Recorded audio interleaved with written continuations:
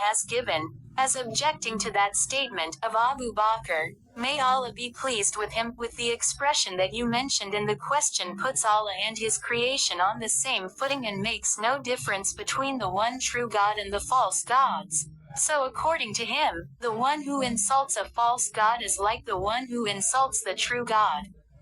But the Muslims say that the one who insults Allah, the Exalted, is a non-Muslim and he goes out of the fold of Islam, and insulting the God of non-Muslims is an act by which one gets closer to Allah, and it is an act of obedience in principle, but it might be forbidden to do so as a way of blocking the means to evil, as in the saying of Allah, which means, and do not insult those they invoke other than Allah, lest they insult Allah in enmity without knowledge.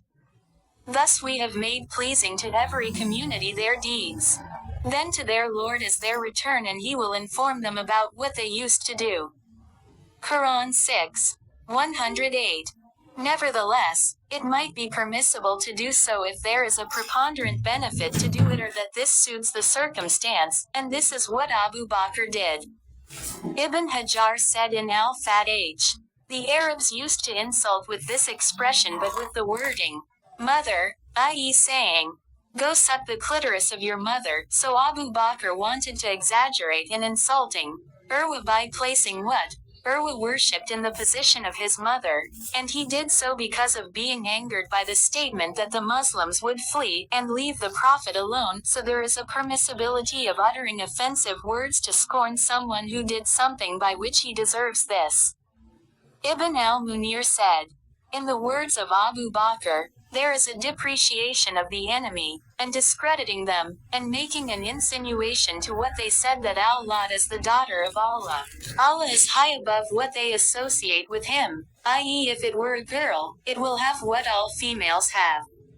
Imam Ibn al-Qayyim said in Zad al-Ma'ad, in the words of Abu Bakr to Urwa, suck the clitoris of Al-Alat, is evidence that it is permissible to explicitly mention the name of the private parts if there is a benefit which is necessitated by that circumstance.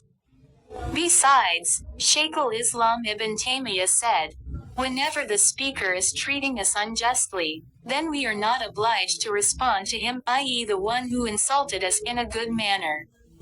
This is what the scholars who know the virtue and status of Abu Bakr said, but the ignorant and foolish people do not know this, as there are veils over their hearts, and in their ears is deafness, and it is upon them blindness.